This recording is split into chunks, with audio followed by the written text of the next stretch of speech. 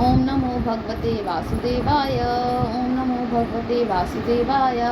नारायणं नमस्कृत्यं नरं चैव नरोत्तमं देवी सरस्वतीं व्यासं ततो जयम् उदीरये नष्टप्रायश अभद्रेषु नित्यं भागवत सेवया भगवती उत्तम श्लोके भक्तिर्भवति नैष्टिकं मूकं करोति वाचालं पंगुं लंघयते गिरिं यत्कृपातम् अहं वन्दे श्रीगुरुं दीनतरणं परमानन्दं माधवम्। अहो महीयसी जन्तोर्जीविताशा यथा भवान् भीमपवर्जितं पिण्डम् आदते गृहपालवत् अग्निर्सृष्टो दत्ताश्चागरो दाराश्च दूषितः हितं क्षेत्रं धनं येषां तद्दतेरशुभिः कियत् तस्यापि तव देहो अयं विपन्नस्य जिजीविषुः परयत अनिच्छतो जीर्णो जर्यवासासि इव। ओ, इस प्राणी को जीवित रहने की कितनी प्रबल इच्छा होती है। इसी के कारण तो आप भीम का दिया हुआ टुकड़ा खाकर कुत्ते का सा जीवन बिता रहे हैं। जिनको आपने आग में जलाने की चेष्टा की, विष देकर मार डालना चाहा, भरी सभा में जिनकी विवाहिता पत्नी को अपमानित किया, जिनकी भूमि और धन छीन लिए, उन्हीं के अंश से पले हुए प्राणों को रखने में क्या गौरव है। आपके अज्ञान की हद हो गई कि अब भी आप जीना चाहते हैं, परंतु आपके चाहने से क्या होगा। पुराने वस्त्र की तरह बुढ़ापे से गला हुआ आपका शरीर आपके ना चाहने पर भी क्षीण हुआ जा रहा।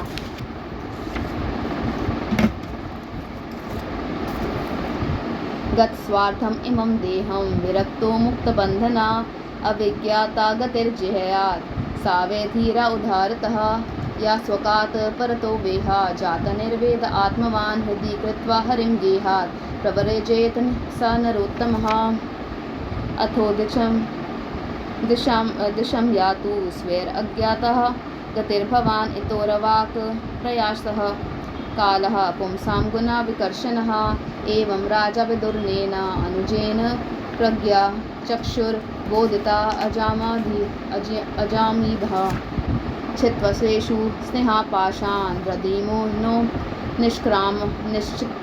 निश्चिक्रामा भ्रातृसन्दर्शिता ध्वः पतिं प्रायन्तं सुबल्यस्य पुत्री पतिव्रता चानुजगामा साध्वी हिमालयं न्यस्ता दण्डप्रहर्षं मनस्विनाम् इव सतसा सम्प्रहारः अजातशत्रुकृता मैत्रो हुताग्निर्विपरान्नत्वा तिल गोभूमिरुक्मे गृहं प्रविष्टो गुरुवन्दनाय चाचा पश्यत् पितरो सौबलिं च तत्र संजयम् आसीनं पप्रछो विघ्ना मानसा गावल्गने क्वनस्तातो वृद्धो हिनश्च नेत्रयो। अब शरीर से आपका कोई स्वार्थ साधने वाला नहीं है, इसमें फंसिए मत। इसकी ममता का बंधन काट डालिए। जो संसार के संबंधियों से अलग रहकर उनके अनजान में अपने शरीर का त्याग करता है, वही धीर कहा गया है, चाहे अपनी समझ से हो या दूसरे के समझाने से। जो इस संसार को दुख रूप समझकर इससे विरक्त हो जाता है और अपने अंतःकरण को वश में करके हृदय में भगवान को धारण कर संन्यास के लिए घर से निकल पड़ता है, वही उत्तम मनुष्य है। इसके आगे जो समय आने वाला है वह प्राय मनुष्यों के गुणों को घटाने वाला होगा। इसलिए आप अपने कुटुंबियों से छिपकर उत्तराखंड में चले जाइए। जब छोटे भाई विदुर ने अंधे राजा धृतराष्ट्र को इस प्रकार समझाया, तब उनकी प्रज्ञा के नेत्र खुल गए। वे भाई बंधुओं के सुदृढ़ स्नेह पाशों को काटकर अपने छोटे भाई विदुर के दिखलाए हुए मार्ग से निकल पड़े। जब परमपति व्रता सुबल नंदिनी गांधारी ने देखा कि मेरे पति देव तो उस हिमालय की यात्रा कर रहे हैं जो सन्यासियों को वैसा ही सुख देता है जैसा वीर पुरुषों को लड़ाई के मैदान में अपने शत्रु के द्वारा किए हुए न्यायोचित प्रहार से होता है, तब वे भी उनके पीछे पीछे चल पड़ी। अजात शत्रु युधिष्ठिर ने प्रातःकाल संध्या वंदन तथा अग्निहोत्र करके ब्राह्मणों को नमस्कार किया और उन्हें तिल, गौ, भूमि और सुवर्ण का दान दिया। इसके बाद जब वे गुरुजनों की चरण वंदना के लिए राजमहल में गए, तब उन्हें धृतराष्ट्र, विदुर तथा गांधारी के दर्शन नहीं हुए। युधिष्ठिर ने उद्विग्नचित्त होकर वहीं बैठे हुए संजय से पूछा, संजय, मेरे वे वृद्ध और नेत्रहीन पिता धृतराष्ट्र कहाँ हैं? पुत्र शोक से पीड़ित दुखिया माता गांधारी और मेरे परम हितैषी चाचा विदुर जी कहाँ चले गए? ताऊ जी अपने पुत्रों और बंधु बांधवों के मारे जाने से दुखी थे। मैं बड़ा मंद बुद्धि हूँ, कहीं मुझसे किसी अपराध की आशंका करके वे माता गांधारी सहित गंगा जी में तो नहीं कूद पड़े। अम्बा चाहता पुत्रात् पितृव्यया क्वा गतः सुहृत् अपि मयि अकृता प्रज्ञे हता बंधु सभारेया अशंसमानः श्मलं गंगायां दुखितोपतत् पितृ उपरते पांडव सर्वान् सुहृदा शिशून् अरक्षताम विसन्तनः पितृव्ययूका गताव इतः सुत उवाच कृपया स्नेहा विकल्वयात् सुतो विरहकर्षितः आत्मेश्वरं चक्षानो न प्रत्याहाति पीडितः विसमृज्य शृणिपाणिभ्यां मुष्टभ्याम् आत्मना अजाता शत्रुं प्रत्युचे प्रभोपदाव अनुस्मरन् संजय उवाच नाहं वेद व्यवस्थितं पित्रोर्वः कुलनन्दन गान्धर्या वा महाबाहो मुषितो अस्मि महात्मभिः अथा जगाम भगवान् नारदा सह तुम्बुरु प्रत्युत्थ्याः अभिवादयाः सानुजो अभ्यर्चयन् मुनिम्। युधिष्ठिर उवाच नाहं वेदागतिं पित्रोर्भगवन् क्व गता इतः अम्बहा हता पुत्रार्थ क्व गता च तपस्विनी कर्णधारा इवापारे भगवान् पारदर्शकः अथा भभासे भगवान् नारदो मुनि सत्तमः। जब हमारे पिता पांडु की मृत्यु हो गई थी और हम लोग नन्हे नन्हे बच्चे थे, तब इन्हीं दोनों चाचाओं ने बड़े बड़े दुखों से हमें बचाया था।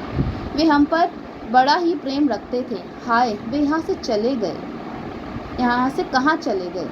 सुजी कहते हैं, संजय अपने स्वामी धृतराष्ट्र को ना पाकर कृपा और स्नेह की विकलता से अत्यंत पीड़ित और विरहातुर हो रहे थे। वे युधिष्ठिर को कुछ उत्तर ना दे सके। फिर धीरे धीरे बुद्धि के द्वारा उन्होंने अपने चित्त को स्थिर किया, हाथों से आंखों के आंसू पोंछे और अपने स्वामी धृतराष्ट्र के चरणों का स्मरण करते हुए युधिष्ठिर से कहा। संजय बोले, कुलनंदन, मुझे आपके दोनों चाचा और गांधारी के संकल्प का कुछ भी पता नहीं है। महाबाहो, मुझे तो उन महात्माओं ने ठग लिया।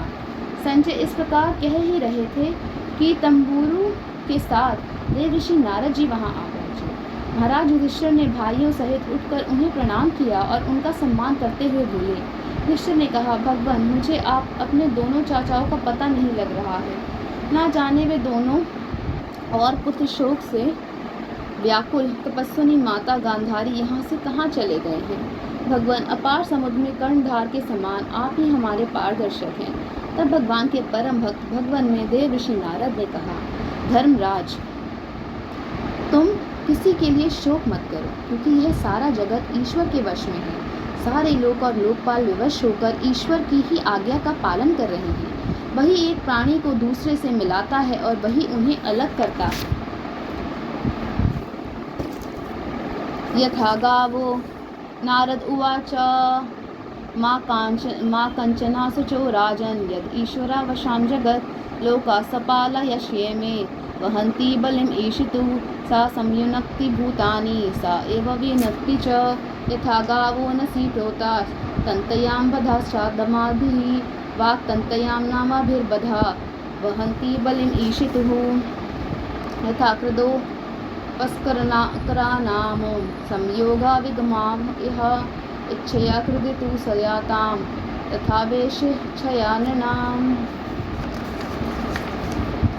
यन्मनस मन्यसे ध्रुवं लोकम अध्रुवं वा न चोभयं सर्वथा न हि शोच्यास्ते स्नेहात् अन्यत्र मोहजात् तस्मात् जहि अंगा वैकल्प्यम् अज्ञानः कृतम् आत्मना कथं तव अनाथः कृपणा वर्तन्ते च मां विना कालकर्मा गुणाधीनो देहो अयं पांच भौतिका कथम अन्यांस्तु गोपायत सर्पग्रस्तो यथा परम अहस्तानि सहस्तानां अपत्तानि चतुष्पदाम्। तद इदं भगवान राजन एक आत्मना आत्मनां स्वादिक अंतरो अनंतरो भाति पश्चातं मायारुह्योरुधो सो अयम अद्य महाराजा भगवान भूत भावना काल रूपोवत अवतीर्णो अस्यामः अभावायासुरदृशाम निष्पादितं देव कृत्यम अवशेषं प्रतीक्षते तावद्यूयम् अवेक्ष्यध्वं भवेद्यावद् इहेश्वरः। जैसे बैल बड़ी रस्सी में बंधे और छोटी रस्सी से नथे रहकर अपने स्वामी का भार ढोते हैं, उसी प्रकार मनुष्य भी वर्ण आश्रम आदि अनेक प्रकार के नामों से वेद रूप की रस्सी में बंध कर ईश्वर की ही आज्ञा का अनुसरण करते हैं। जैसे संसार में खिलाड़ी की इच्छा से खिलौनों का संयोग और वियोग होता है, वैसे ही भगवान की इच्छा से ही मनुष्य का मिलना बिछुड़ना होता है। तुम लोगों को जीव रूप से नित्य मानो या देह रूप से अनित्य, अथवा जड़ रूप से अनित्य और चेतन रूप से नित्य, अथवा शुद्ध ब्रह्म रूप में नित्य अनित्य कुछ भी ना मानो। किसी भी अवस्था में मोह जन्य आसक्ति के अतिरिक्त वे शोक करने योग्य नहीं है। इसलिए धर्मराज, वे दीन दुखी चाचा चाची असहाय अवस्था में मेरे बिना कैसे रहेंगे? इस अज्ञान जन्य मन की विकलता को छोड़ दो। यह 5 भौतिक शरीर काल, कर्म और गुणों के वश में है। अजगर के मुंह में पड़े हुए पुरुष के समान ये पराधीन शरीर दूसरों की रक्षा ही क्या कर सकता है? हाथ वालों के बिना हाथ वाले, 4 पैर वाले पशुओं के बिना पैर वाले तृण आदि, और उनमें भी बड़े जीवों के छोटे जीव आहार हैं। इस प्रकार एक जीव दूसरे जीव के जीवन का कारण हो रहा है। इन समस्त रूपों में जीवों के बाहर और भीतर वही एक स्वयं प्रकाश भगवान, जो संपूर्ण आत्माओं की आत्मा है, माया के द्वारा अनेकों प्रकार से प्रकट हो रहे हैं। तुम केवल उन्हीं को देखो। महाराज, समस्त प्राणियों को जीवन दान देने वाले वे ही भगवान इस समय इस पृथ्वी तल पर देवद्रोहियों का नाश करने के लिए काल रूप से अवतीर्ण हुए हैं। अब वे देवताओं का कार्य पूरा कर चुके हैं। थोड़ा सा काम और शेष है, उसी के लिए वे रुके हुए हैं। जब तक वे प्रभु यहाँ हैं, तब तक तुम लोग भी उनकी प्रतीक्षा करते रहो। धर्मराज, हिमालय के दक्षिण भाग में जहाँ सप्त ऋषियों की प्रसन्नता के लिए गंगा जी ने अलग अलग 7 धाराओं के रूप में अनेक अपने को 7 भागों में विभक्त कर दिया है, जिसे सप्त स्रोत कहते हैं, वहीं ऋषियों के आश्रम पर धृतराष्ट्र अपनी पत्नी गांधारी और विदुर के साथ गए हैं। धृतराष्ट्रः सह भ्रातृः गांधार्या च स्वभार्यया दक्षिणेन हिमवता ऋषीणाम् आश्रमं गतः स्रोतोभिः सप्तभिर्यावे स्वधुर्नि सप्तधाव्यधा सप्तनां प्रत्यये नाना सप्तस्रोत प्रचक्षते